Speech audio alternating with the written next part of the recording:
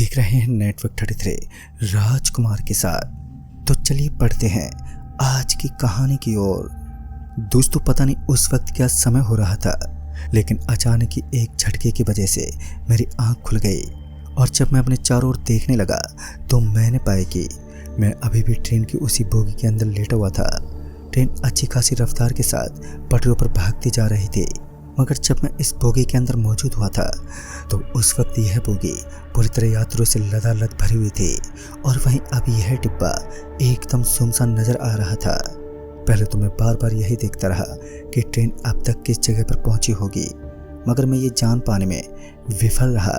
लेकिन मैं इस बात के साथ अच्छी तरह वाकिफ था कि तकरीबन 4 घंटे के बाद मैं उस स्टेशन पर उतर जाऊंगा जिस स्टेशन पर मुझे उतरना है, और फिर मैं अपनी आंखें बंद करके वापस सोने की कोशिश करने लगा। अभी मैंने अपनी आंखें बंद की थी कि अचानक ही कोई मुझे हाथ लगाते बोला, अरे भाई साहब टिकट दिखाओ अपनी। और जब मैंने अपनी आंखें खोली तो मैंने पाया कि मेरे सामने ट्रेन का एक टीटी खड़ा था। वो टीटी मुझसे टिकट मांग रहा था और जब मैंने अपनी टिकट उस टीटी को दिखाई तो वो मुझे घूरते हुए बोला, भाई साहब आप हरिपुर स्टेशन पर उतरने वाले हो ना। इस पर मैंने अपनी मुंडी हाँ में हिलाई, मगर वो टीटी मेरा मुंह ताकते हुए कुछ देर वहीं पर खड़ा रहा और फिर मुझसे पूछने लगा, अरे भाई साहब आप भूतों को मानते हो क्या। टीटी की बातें सुनकर मैं उस पर हंसता हुआ बोला, अरे साहब ऐसा कुछ भी नहीं होता, सिर्फ ये लोगों का अंधविश्वास होता है। तभी वो टीटी एक धीमी और डरावनी आवाज़ में बोल पड़ा, आप जिस स्टेशन पर उतरने वाले हो ना, वो स्टेशन काली शक्तियों के लिए एक महत्वपूर्ण हिस्सा माना गया है। मुझे उसकी बेतुकी बातों पर कहाँ विश्वास होने वाला था। मैंने इन सब बातों को टाल दिया और अपनी सीट पर बैठा रहा। समय बीतने के बाद मेरा स्टेशन भी आया और मैं उस स्टेशन पर ट्रेन से उतर गया। और ट्रेन से उतरने के बाद मैंने पाया कि वो स्टेशन तो सच में एकदम शांत दिखाई पड़ रहा था। चारों तरफ गहरा सन्नाटा और घोर अंधेरा छाया हुआ था। ऊपर से काले और गहरे बादलों ने चांद की हल्की हल्की रोशनी को भी अपने अंदर तक ढक लिया था।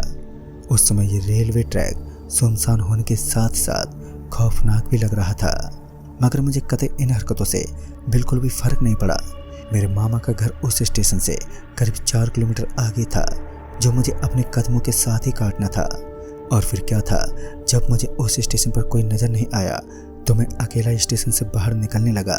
मगर उसी समय एक आवाज़ जो जस्ट मेरे पीछे की ओर से आने लगी, और उस आवाज़ को सुनते ही मैं आहिस्ता आहिस्ता अपने पीछे की तरफ देखने लगा तो मुझे वहाँ पर मेरे ननिहाल के सोनू नाना नज़र आए, जो गांव की दुकान पर काम करते थे।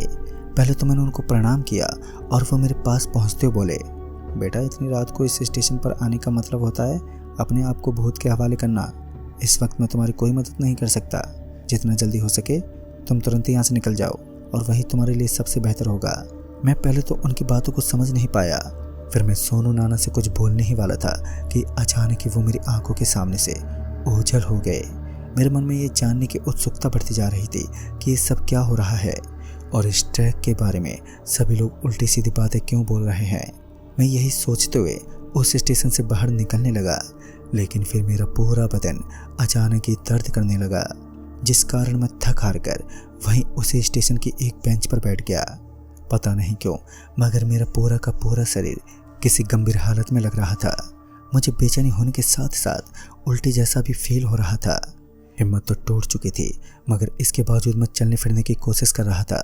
और जब मुझे ऐसा महसूस होने लगा कि अब मैं चल भी नहीं सकता, तो फिर मैं अपने मामा के लड़के को कॉल करने लगा, मगर 3-4 बार कॉल करने के बाद भी कॉल रिसीव नहीं हुआ, जिस कारण मैं स्टेशन की उसी बेंच पर बैठ गया और अपनी आंखों को बंद करके मैं वहीं पर लेट गया, क्योंकि उस समय मेरी हिम्मत नहीं थी, जिस वजह से मैं वहीं एक नींद का झोंका लेने लगा।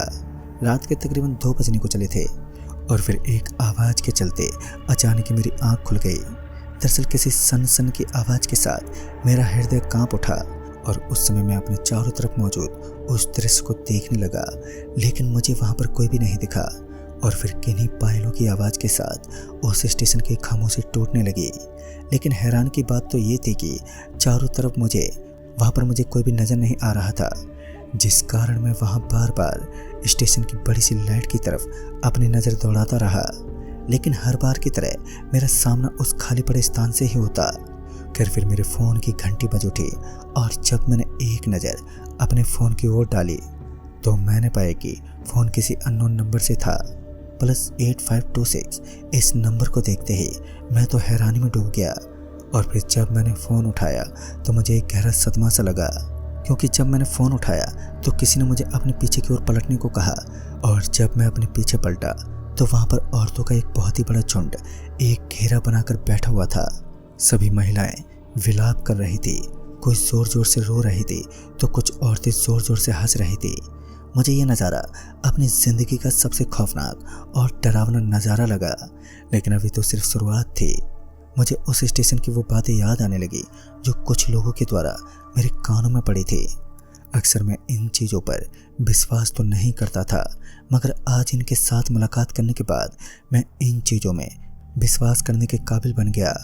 और अब मैं अच्छे से जान चुका था कि इस स्टेशन का कहर मेरे ऊपर बरसने वाला है, क्योंकि जब भी मैं इस स्टेशन से बाहर निकलने की फिराक में जाता तो मुझे हर बार किसी न किसी दुविधा का सामना करना पड़ता। और अब की बारी मैं बिल्कुल भी नहीं चाहता था कि मेरे सामने कोई ऐसी पनौती खड़ी हो जाए जो मुझे डराने ख़त्म करने के काबिल हो। उस समय मैं एक बार फिर अपने मामा के लड़के को कॉल करने लगा, लेकिन इस बार जब मैंने अपना फ़ोन निकाला तो फ़ोन के अंदर नेटवर्क ही नहीं था। ये एक ऐसा वक्त था जब मुझे किसी न किसी व्यक्ति की सहायता की सख्त ज़रूरत थी। लेकिन अफसोस तो इस बात का था कि उस स्टेशन पर स्टेशन मास्टर तक नज़र ही नहीं आया। यहाँ तक तो ठीक था, लेकिन बाद में जब मैं उस कमरे की ओर गया जिसमें स्टेशन मास्टर के होने के चांस थे, तो मुझे उस कमरे के अंदर किसी औरत के लंबे लंबे बाल नजर आए। हालांकि ये नज़ारा उस कमरे के बाहर लगी एक जाली से देख रहा था, जिसके सामने एक सफ़ेद सफ़ेद कपड़ा लगा हुआ था। पहले तो मुझे लगा कि शायद यही स्टेशन मास्टर हैं, जिस कारण मैं उस कमरे के दरवाजे को खटखटाने लगा, लेकिन किसी ने उस दरवाजे को खोला तक नहीं। मैं बार बार थप्पी मारता रहा, लेकिन अभी तक कोई जवाब नहीं मिल पाया। बाद में मेरे हाथ के सहारे से वो कमरा अपने आप ही खुल गया। दरवाज़ा खुलते ही मैं आहिस्ता आहिस्ता उस कमरे की ओर चलने लगा, और जब मैं उस कमरे के अंदर पहुंचा तो मेरी आंखें फटी की फटी रह गईं, क्योंकि वो कमरा धूल की एक मोटी परत से भरा हुआ था। चारों तरफ मकड़ियों के जाले लगे हुए थे। पहले तो मैं अपने मोबाइल की टॉर्च को ऑन करता हुआ उस कमरे को पूरी तरीके से घूरने लगा, लेकिन बावजूद इसके भी मुझे उस कमरे के अंदर कोई भी नज़र तक नहीं आया। चारों तरफ सन्नाटा ही सन्नाटा पसरा हुआ था। और फिर जब मुझे ऐसा लगा कि इस कमरे के अंदर आने का कोई फ़ायदा नहीं है, तो मैं वापस पलटते हुए उस कमरे से बाहर निकल गया। उस कमरे से बाहर आने के बाद मुझे ऐसा लगा मानो कोई अपने अंदर पटकते हुए लगातार मेरे पीछे चल रहा है, लेकिन मेरे अंदर इतना शौर्य भी नहीं था कि मैं पीछे पलट सकूं। मेरा शरीर तो पहले से ही कांप रहा था, और इस तरीके के माहौल में भला मैं अपने पीछे पलटकर कैसे देख सकता था। लेकिन जब मैं उस कमरे के दरवाजे से बाहर निकला तो उसके बाद मुझे ऐसा लगने लगा कि अब मेरा शरीर पूरी तरीके से नॉर्मल हो चुका है, मानो मैंने बुखार की कोई दवाई ले ली हो। और बाद में मैं उस स्टेशन से बाहर निकलने लगा, और फिर किसी तरह मैं उस स्टेशन से निकलने में कामयाब हुआ।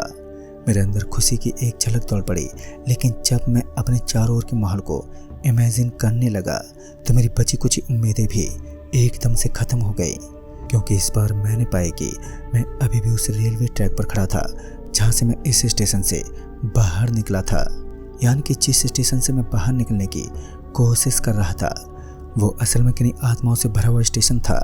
एक तो वो काली रूप में छाई हुई अंधेरी रात, और ऊपर से बरसता हुआ ये सन्नाटा कहीं ना कहीं मेरी मौत को मेरी तरफ बुलावा दे रहा था।